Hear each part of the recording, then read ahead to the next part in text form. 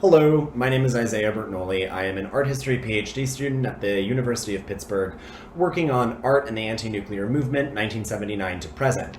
I gave a version of this paper, Radiant Eschatologies, Inheritance Project and the Christian Nuclear, at the conference on June 4th, kindly hosted by the Center for the Critical Study of Apocalyptic and Millenarian Movements.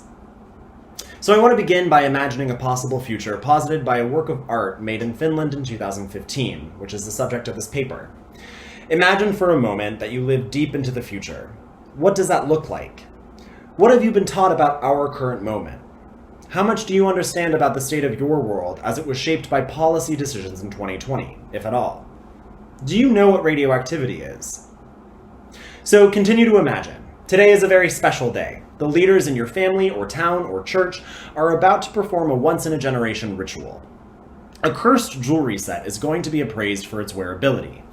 The jewelry's potency demands that it be locked away until the ritual determines that it is safe.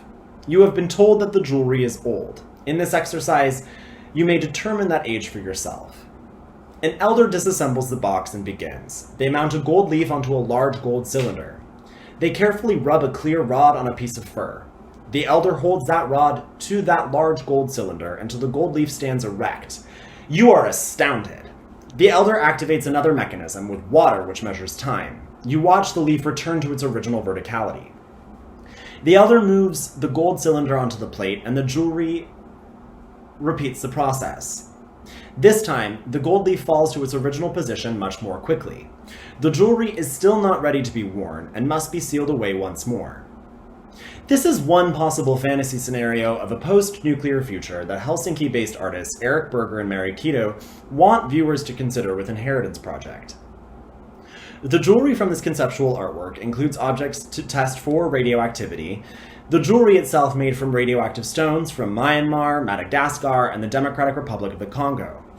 All these materials come from former European colonies, locations known and prized for their mineral deposits, both precious gemstones and radioactive ores. Eric Berger and Mary Keto made Inheritance Project in response to the Onkalo Spent Nuclear Fuel Repository in Finland. But the work can also be understood more broadly to rebuke post-Cold War nuclear development around the world. In this work, Berger and Keto have significantly drawn on anti-nuclear artwork in the 1980s, resurrecting, if I may, intersecting discourses between Christian eschatology, biblical Armageddon, and nuclear technology. In so doing, Berger and Keto use the unusual form of jewelry to argue that denuclearization still matters in an age where the fear of nuclear annihilation has largely been supplanted by anxieties of climate catastrophe.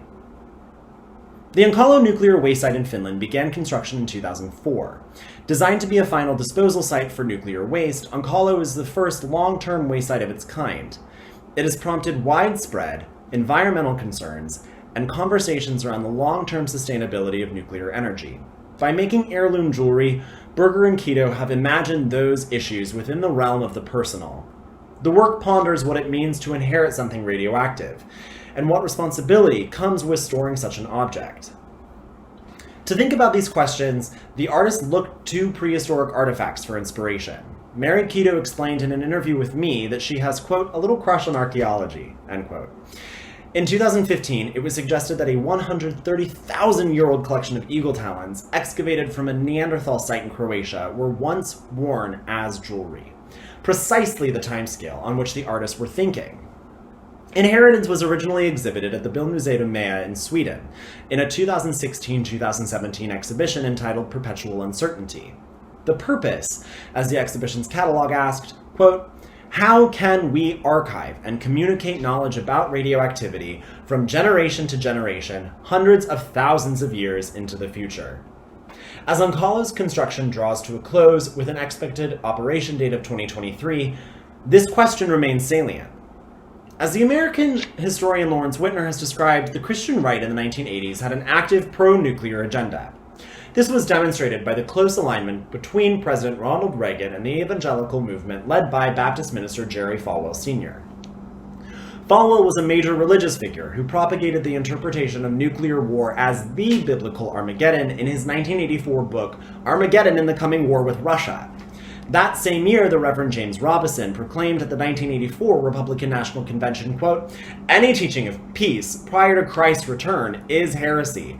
It is against the word of God. It's antichrist," end quote. In response, approximately 100 Protestant, Catholic, and Jewish leaders signed a statement of concern that such theology was falsely biblical and that it diminished concern over the possibility of war. This interfaith statement urged presidential candidates to rebuke a theology of nuclear Armageddon.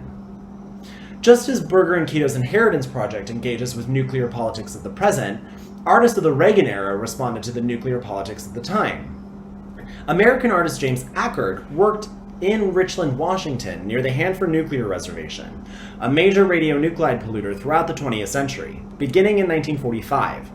Ackerd's work responds to both the issues of Armageddon and nuclear warfare, as well as increasing environmental concerns over nuclear energy after 3 Mile Island disaster in 1979, and the pollution of the Hanford site itself. In the United States, Ackerd remains the only private individual to hold special dispensation to work with nuclear waste.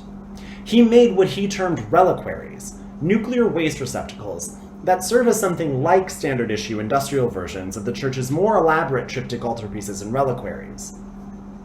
Ackerd's sculptures turn towards Christian imagery to think about the issues and policies of nuclear containment. Like Inheritance Project, Ackerd's sculptures were meant to consider, perhaps condemn, the long-term viability of nuclear waste storage.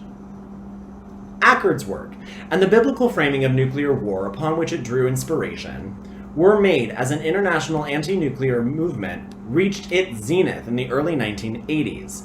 In June 1982, an estimated 750,000 protesters from the United States and around the world marched against nuclear weapons in New York City.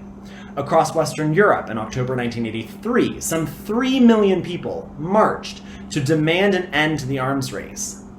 Within living memory, people around the world mobilized against nuclear technologies. As Oncolo nears completion and as our climate reality becomes more and more dire, we can look to a late 20th century history of the anti-nuclear protests as a model for action. Nuclear Armageddon is no longer the existential crisis in the public imagination. As we search for alternatives to fossil fuels, we must remember the perils of nuclear energy and the consequences of nuclear pollution on the environment with disasters like 3 Mile Island, Chernobyl, and Fukushima. We must consider the people of the future. The People Inheritance Project makes central to its narrative when making decisions about energy. We must do so responsibly, and we must do so urgently. Inheritance Project forces viewers to imagine future generations which will live with the consequences of policy decisions today. The necklace's future, much like our own, is uncertain. Instead, it operates contemporaneously as a thought exercise. What is the world going to look like 1,000, 10,000, 100,000 years from now, when the waste at Oncolo is still perilously radioactive? Who will inherit that? Thank you.